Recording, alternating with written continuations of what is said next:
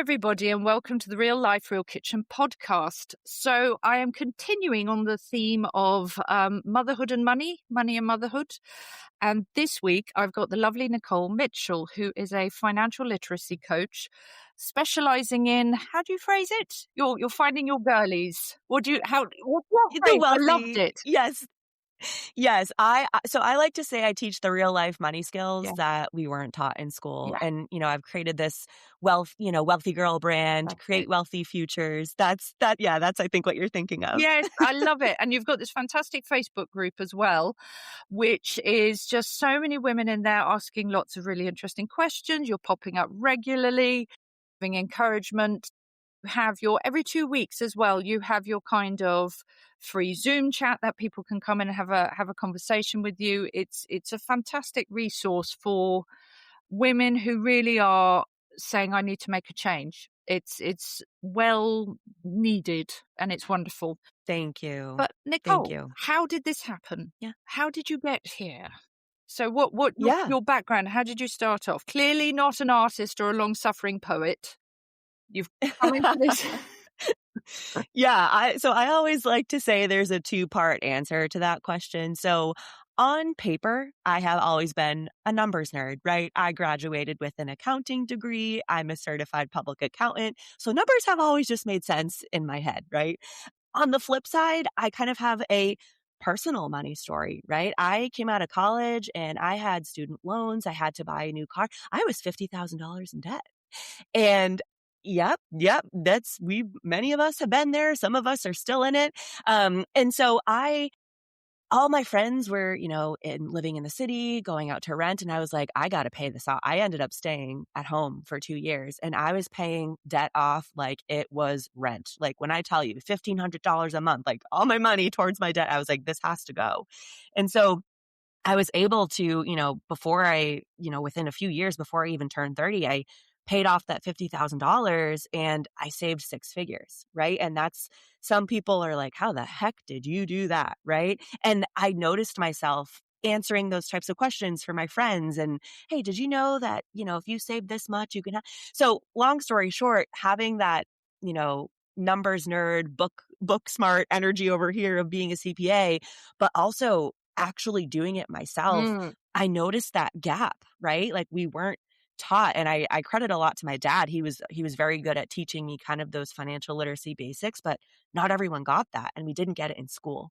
So being able to kind of take a blend of that and kind of have that calm approach of, you're not bad because you have debt, you're not wrong because you have debt.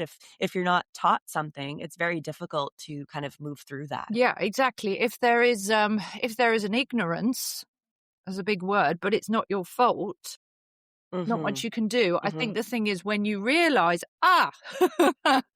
Yes. there's a gap here. Oh, right. Now it's time to fill it.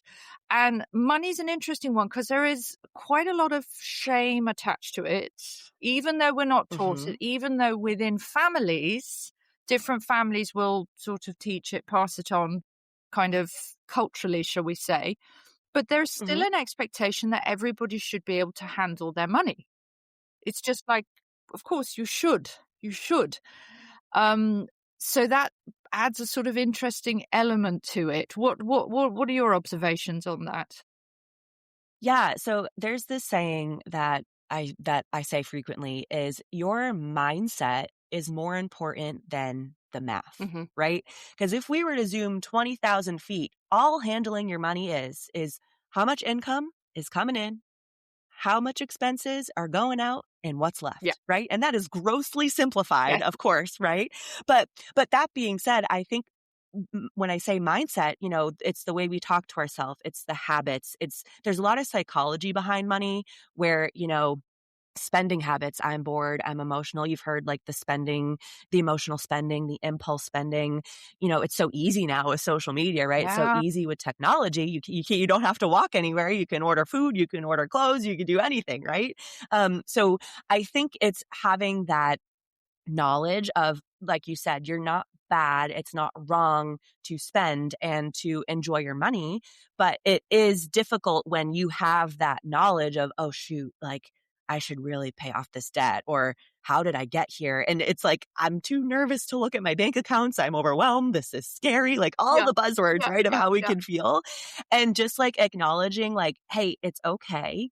There is always an answer. Like the math is always there because the math can always fix it. I'll tell you that. But until you get your mind on board of, okay, maybe if you're always telling yourself, I can't save for the life of me, you're not going to save because you're telling yourself that, right? But if you say, I may not have been able to do this in the past, or I may not have been taught how to save, but if I start slowly and educate myself, I know I can do it. Yeah. Yeah, we can change this as well. I think also you're going back to your story about when you left university, when you left college and you had all the debt. You Mm-hmm. made an active choice there where you said, I'm going to have a couple of years of being frugal, living back Yes. home, Yes. self-denial when everyone Yep. else is off and doing all the glamorous fun things. And you said, Mm-hmm. no, I'm going to pay this off. Right. Because something that a lot of people we don't, again, because we haven't been taught it, interest is a terrible thing if you're in debt. Yeah. But yeah, that's not good. Yes. That builds up. That builds up. And we're having at the moment here in the UK, there's some real problems with the student loans happening here. Debt Mm, interest levels have changed, and there are people who are just going, I've got more debt now than when I left university, even though I've been paying a certain amount every month. right. Whereas by having that focus for those couple of years, that's gone. Mm-hmm. That's gone. Exactly. Yeah. Exactly. And I think there is, to play devil's advocate a little bit too, when we think of debt, debt doesn't need to be bad No, per no. se, right? So it's like, student loans, even like a car loan, you want to get educated, you want to, if you want to be a doctor, you have to go to college, right? Like certain professions, if you're interested in doing things, that is an investment in yourself, right? On the flip side, when we talk about credit cards, that's when I kind of put my coach hat on and say, hey, what are we doing? Mhm. Right? Like being able to at least, understand that credit card interest, like that's the Oh, crazy part of interest, wow. right? So being able to kind of, I have people say like, but I'm earning points and I'm earning rewards and travel things, right? And it's like, okay, yes, but if we're carrying a balance and the interest is there and you don't realize how much, credit cards can be over 20% Yeah, interest, yeah, those points are useless yeah, at that point, yeah. right? So just understanding, you know, yes, interest is like, oh gosh, but some of them are necessary if it's, a car or college debt. But I like to, warn on the credit card aspect of, that's the kicker when it comes to interest. But it's definitely worth understanding. And to your point, like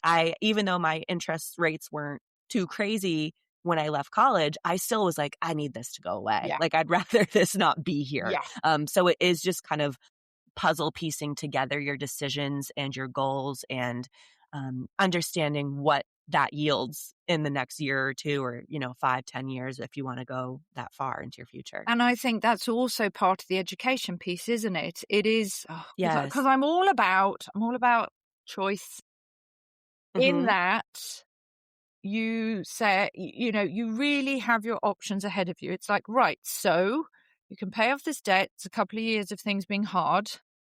However, reaping the Mm-hmm. rewards by the time you're 30, or you can go and have a blast, have a great time, be up to your eyeballs in debt. Yes. Maybe in 5-6 years, you have your 2 years of frugality. You Mm-hmm. just have to make but you need to be aware of what the payoffs are. And I think Yes. my sense is, I don't think it helps with sort of all the social media and things, the comparison being the thief of joy. Yes. A lot of people, not just people in their teens and 20s, but people maybe in their 40s are making Yeah. dreadful Yeah. comparisons and saying, but I want that now. I want that now. And it's a really, yeah, it's hard. It's a It challenging is. thing. Yeah. It is. And I'll also say too, being at home, the frugality in my head was the rent aspect, right?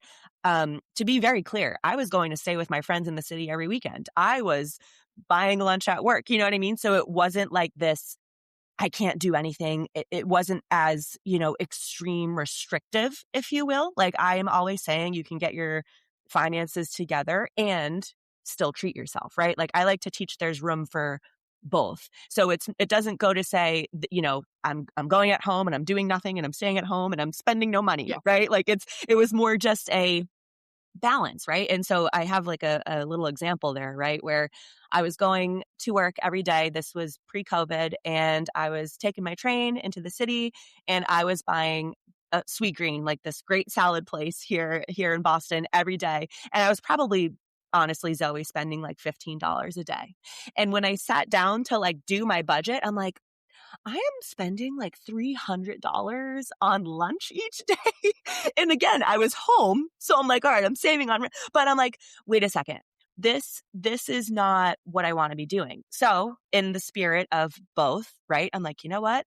We're going to bring lunch Monday through Thursday, and I'm going to treat myself, and I'm getting lunch every single I Friday. love it. And then it's like, we're going, I want to go to happy hours. So I'm going to budget fun money into what my plan is, right? And like I always like to say, a budget again, it's like, oh, like restricting. Oh, I can't go get coffee. I can't do this, can't do that. Where I've been calling it a spending plan recently, Love that. right? Because Yeah. it's like a spending plan. Yes, I have bills. Yes, I have responsibilities, but I'm still going to go get my nails done, and I'm going to include that. And I want to take a trip next year. So I'm going to save a little bit, put some aside for that. So it's being able to kind of, when you think of budget, it's not as restricting, right? It's like, let's just plan for everything going on. And then you can kind of figure out, moving pieces. Can this happen? Does this have to happen next month instead? And it's not as Yeah. budget Yeah. restrictive, Yeah, right? yeah, yeah. But there's no joy in it. So, Yeah. and I think it's also, yeah, it's quite powerful to say that there are some things, getting the nails done. Friday is my day, something to look forward to. Yes. It's, yeah, to still have that joy in there. So it's not completely, miserly. Mhm. Mhm.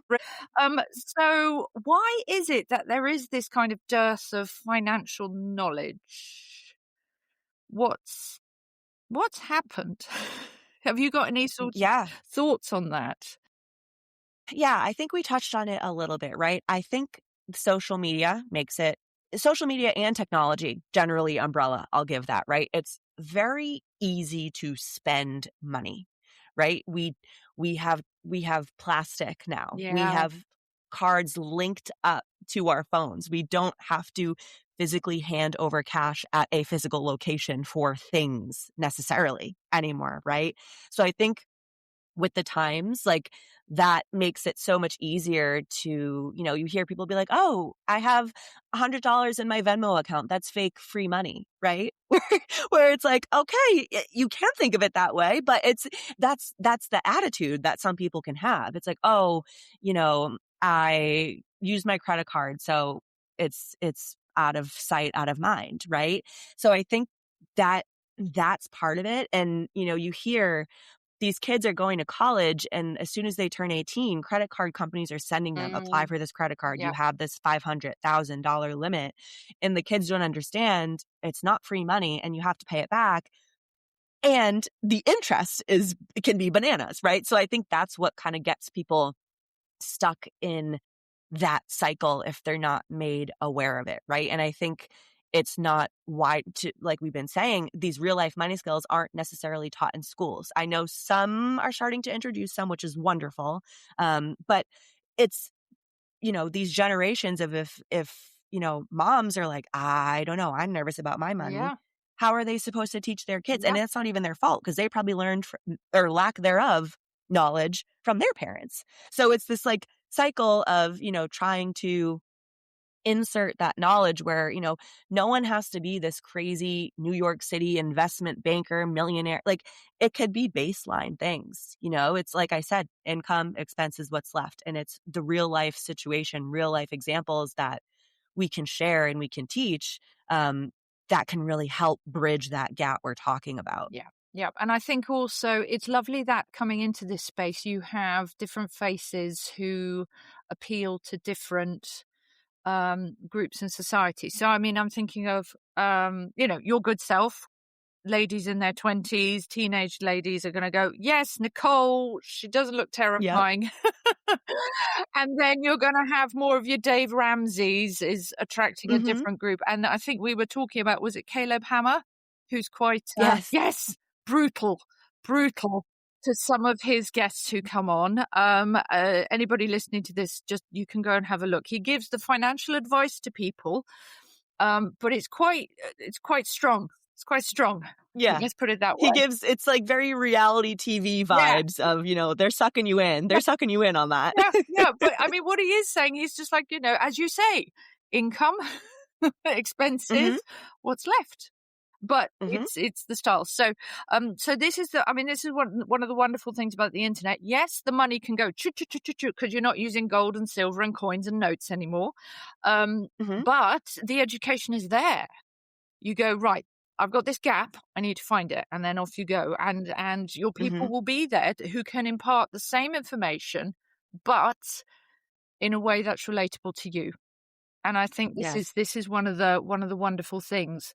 So, yeah, it's an interesting one because it does strike me that we're leaving school with, qualifications in, I don't know, calculus if you're lucky, or history, which I still think is important. But you then are launched into the world and you're like, I don't know what a mortgage is. I got my first Mhm. pay pack. What's tax? What's this? What's that? Mhm. It's quite astounding that this is not considered an important thing to have a thriving and successful society. Mhm. It's a fascinating, yeah, it's really fascinating. You'd think it'd be a fundamental, but so what? So the mums, because one of the kind of the packages you offer as well is coaching and support for the teenagers, isn't it? So that they can Yes. learn it. What sort of age is that you're doing that with? Yeah, so typically that program has been 15 to say 19, Yeah, even 20-year-olds, yeah. giving them and you know what, Zoe? It's meeting them where they're at too, right? So if I'm talking to a 15-year-old, they don't have rent. They're not paying bills yet, right? So it's very excuse me, it's very difficult to not difficult. You can share that example and they'll understand logically what you're Mm, telling them, mhm. but it's not relevant to them Yeah. yet, right? So it's funny because I've learned as I've been coaching these kids, I'm like, okay, this is the example we're doing, and I'll tell you. So I had one girl, she's 15. I'm like, okay, income. How are we making money? Do we have a job yet? What are we doing? And so she babysits and she teaches violin lessons. Amazing. So she makes whatever it is, $15, $20 each session, whatever, whenever she's babysitting or doing her violin lessons. And I'm like, wonderful. So what do we think, if you had to estimate how much money do you make in a month? And she's like, I see her calculating in her head. She's like, $150. Right. And so if we're a 20 something year old and we're in real life, we're like 150, that's groceries for a week. Yeah, Right. yeah. But when we're talking to a 15-year-old, $150 is a lot of money, right? That's their Rules. money. Yeah, yeah, yeah. And and now here's the funny part, right? I'm like, okay, amazing. That's our income. So our expenses, right? What are our expenses? Starbucks, Chipotle, Ulta. It's all their fun money, right? And there's nothing wrong with that. Yeah. But I'm like, amazing. That's great. So how much do you want to save? She's like, I think I could probably save half of it. And I'm like, amazing. So all of a sudden, this 15-year-old understands, wow, I could, as soon as I'm getting paid, put half away. So easy math, if I were to just make it easy math, I'm going to save $75 every month. And I have $75 to spend however I want. And that now empowers them. We're not saying you can and cannot buy whatever I so choose. You get to decide, but it's this bucket of money. And it's teaching them, it's this, I have this much. I'm going to put this much over here. I'm going to pay myself first. I teach them that, right? We're not spending everything and now looking at our checking account and saying, how much can I move over to my savings account, right? It's nope, we get paid. We're moving it over. We have our goal. We hit that, right? And obviously things change. Something comes up. There's a birthday party. Maybe they spend 100 and save 50. That's okay, right? These aren't like strict rules. But I think having those examples from a 15-year-old's view, they understand it even more because they can relate to that. So when I coach them, when I'm teaching them these concepts, of course, I'm running them through a 25-year-old example that just graduated. They just have a new house. There's all these bills. I'm showing them that. But when the light bulb comes on is, oh, I can spend 75 at Chipotle and Starbucks. You know what I mean? Like they see themselves in that example, and it's the same mechanics. It's the same mechanics for whatever dollar amount we're talking about. And I think also as well, coming to the savings side of things, you know, you've shifted half. That's $900 every year. Yep. That's like And if you were to tell mind-blowing amount for a teenager, $900 plus, or let me tell you about what interest does. Absolutely. Exactly. And that's the thing. When you tell a 15-year-old, hey, do you want almost $1,000 by the end of the year? They're like, where do I sign? Yeah. And it's like, hey, $75. Yeah. That's it. Right. Yep. Just put that on the side. So, that gives such a sense of pride and encouragement at a young age. It really a sense of, do you know what, I can do this. And the fact that it's also, she's essentially a freelancer. She's not in employment. She's doing these things and she's found that work herself. Yes. It's so encouraging. Yeah, it gives a lot of that kind of confidence. Yeah, it's huge. It's huge. Really important. Yeah. Really important. It's good. Yeah. Dinner's burning, the washing's multiplying, and someone's crying. It could even be you. If your evenings feel like survival mode, the Command the Chaos Mum Life Management Planner is your first gentle step back to calm. It's a printable 80-page guide and planner to help you reset your routines and breathe again without needing to become someone else entirely. Start your reset today. The link's in the show notes. And I'd love to share, if it's okay, one other example with that too, as we're saying. So I also try and like touch upon that money mindset aspect, right? Where I say, you are actually in control of everything we're talking about, right? So it's like, if you have a goal, you want to save however much it is, or you want to make however much it is, go figure out a way to make that. How are we going to be creative? It's almost, we talk about, a little entrepreneur hat. Put one on. What are you going to do? Right? What could you do? Yes, you could go work at, a coffee shop. You could go work anywhere. That's absolutely an option.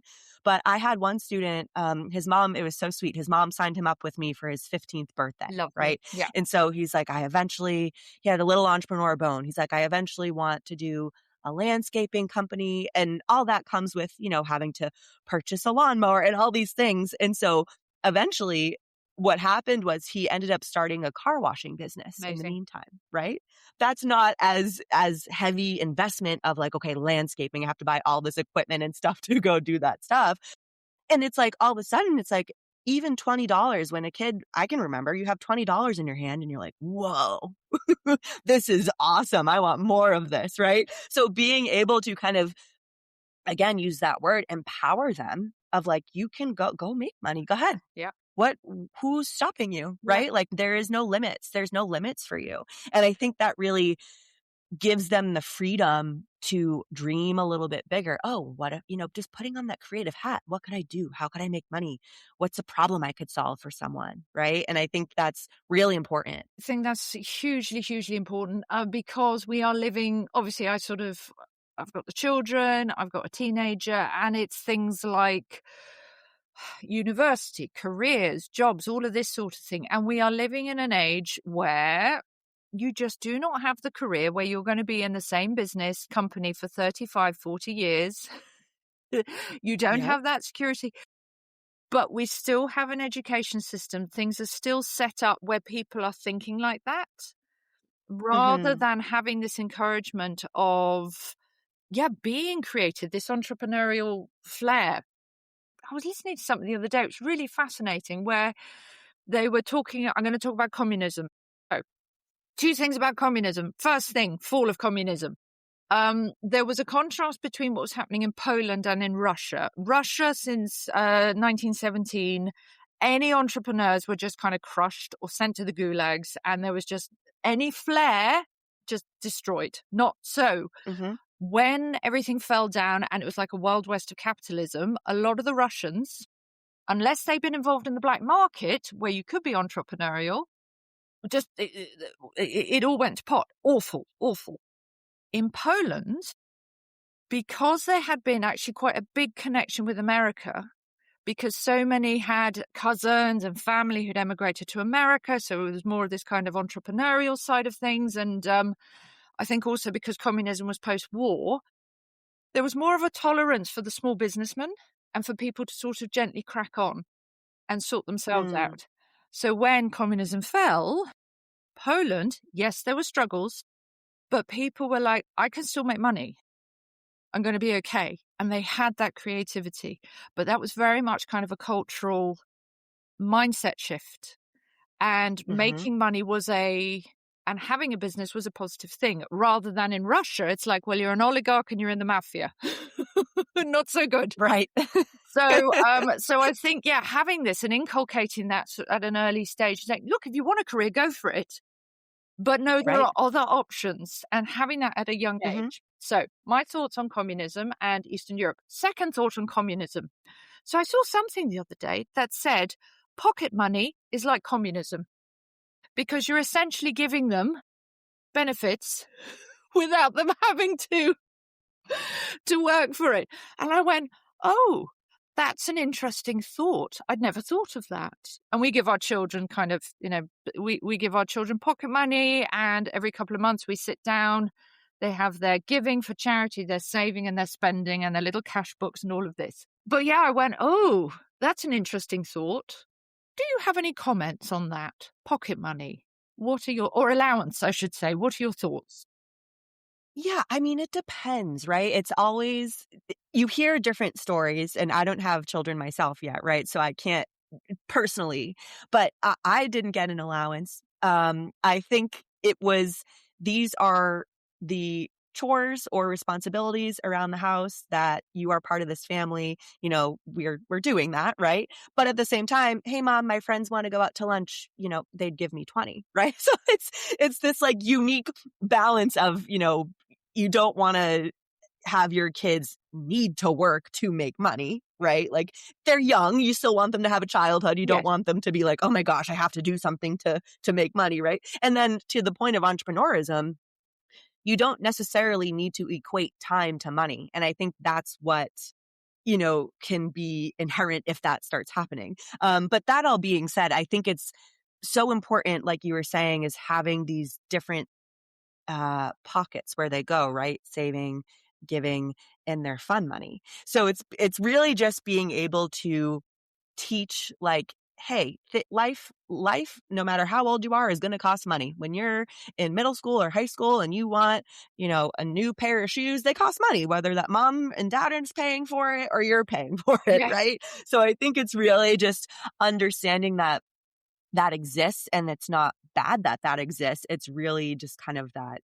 Does that answer your question? Yeah, I think like so. just So having that baseline. I'm seeing, rather than being a sort of communism in miniature, pocket money can be, or allowances, it can be a tool, as long as it is used. It could be a tool. Yeah, a tool. So sort of saying, this is a tool to help to teach you how to do the spending plan, rather than the budgeting, the spending plan. And the bonus is there is money at the end of it. I mean, also what has really struck me are the different temperaments. I have a particular child, and the money just like flows through the hands. Yes, there is enforced savings, because I am going, no, you've got to put some money over there. Right. But the money goes. Whereas I have one who is just deeply uninterested, and then will occasionally go, mother, may I buy something? And there's like £10,000 in an account. I'm like, where did this come from? I did nothing. I spent nothing. So I think it's quite interesting, these different temperaments in there. I mean, how do you deal with this when you're coaching teenagers, your women in their 20s? That's quite an interesting thing. Yeah. So it always comes down to, what they feel safe with, almost, right? Where it's like, okay, I want to, or safe isn't the right word. It's more like comfortable, like what feels good. Like, I think whenever we're thinking about money, what's helpful is understanding our emotions behind it and kind of being aware, right? So if someone is like spending all their money and then they feel guilty, then there's a disconnect, right?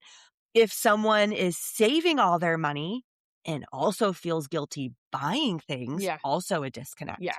right? So understanding that mentality of, and this is a quote my dad used to always tell me, save some, spend some, right?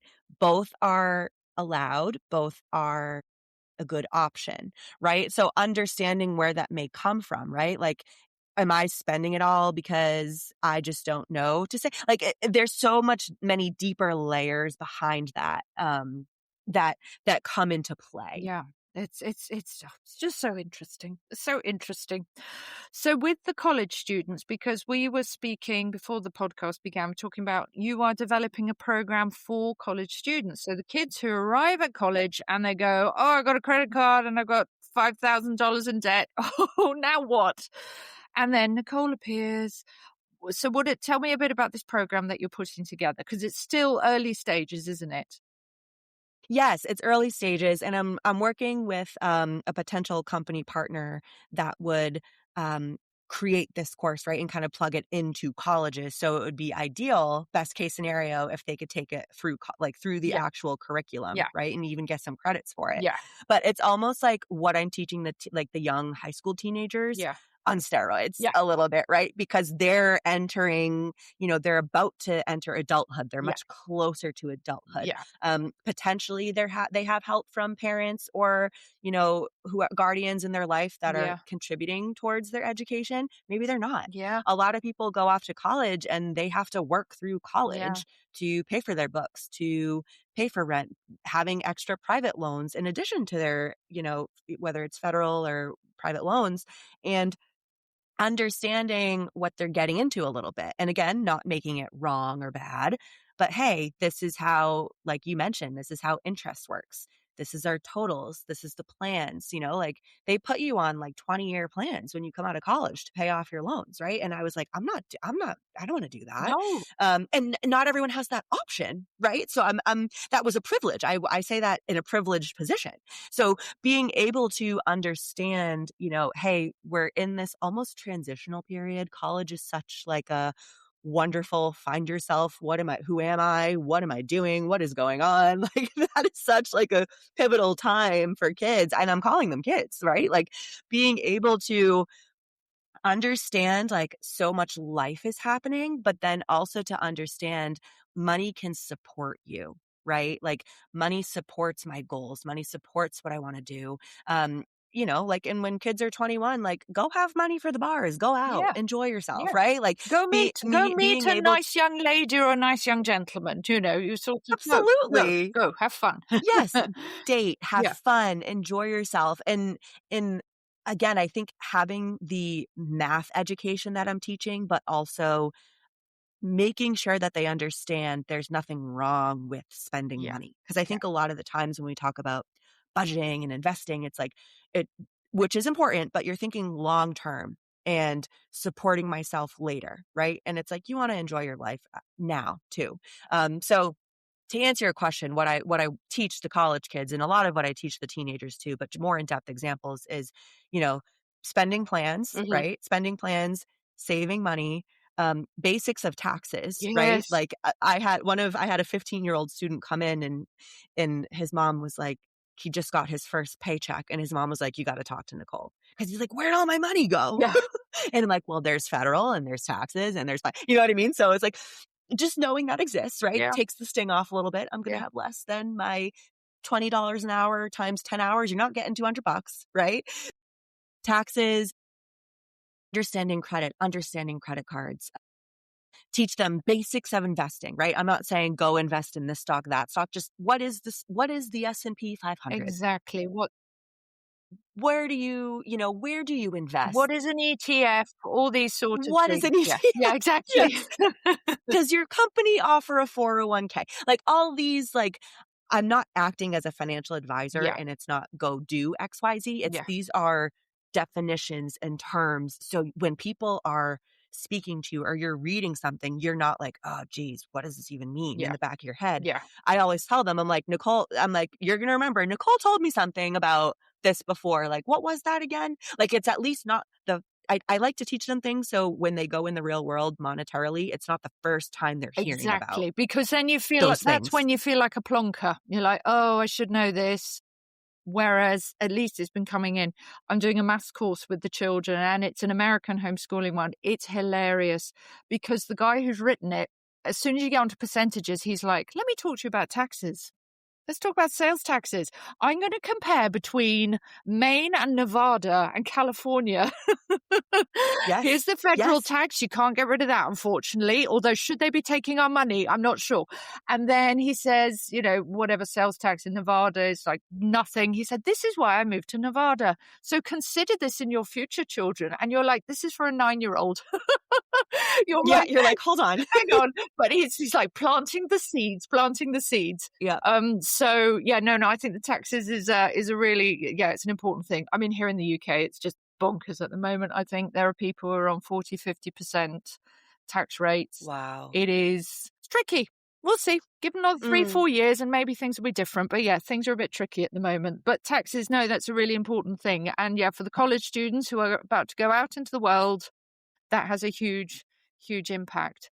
No, it's just brilliant. Nicole, I think this is, I think it's wonderful because you have the personality and engaging character. That means people can ask you these questions and not feel like a plonker. It's Thank you. so, yes, best compliment I can give you. So yeah, but also you've got the financial nous. You're not just like a spreadsheet warrior, and this is so Right. important. Yeah, as well for the teenagers and for the college students. It is good. It is good. Right, Nicole. Mainly mums listening to this. If you could give a tip, Yeah. I know you're not a mum yet, but you're working with the mums to help them grow these wonderful teenage adulty people. Yes. What would be your one tip aside from them coming to you and the kids doing the coaching course? But what would be the one tip that you could give them? Yeah, and this is going to probably be unexpected, right? Because this isn't going to be, hey mom, this is what you're going to do for your teen. I'm going to challenge and say, hey mom, what are your current money beliefs? How do you handle money? How do you speak about money in front of your children? Are you saying, oh, that's too expensive, I can't afford that. Ah, that's not realistic. Like, what words are you using? Right. And, because you think about it, kids are absorbing everything. Yep. So if mom's always saying, we have no money, I can't afford it, like that's obviously a negative example. But on the flip side, just bringing awareness to yourself, right? How are you nervous about money? Yeah. Are you overwhelmed by money? Yeah. Are you in a really, really great place with money and you learned and you feel secure and confident? Try and emanate that. If you feel good, talk about it more. Hey, you know what? We are so lucky. I don't have any credit card debt, but I like to use my credit cards because I'm earning points from them. Right? Yeah. For example, or, every time we go to the grocery store, wow, groceries may have gotten a little bit more expensive, but I am so grateful that we can afford this to feed our family. And we are paying the salaries of these people behind the cash register, right? Like having this, outside yourself awareness of what you are thinking and feeling and passing on to the kids, right? Like I said, mindset's more important than math. I think, what you're doing with your kids with, the envelopes and the different categories, that's of course a practical thing moms can do.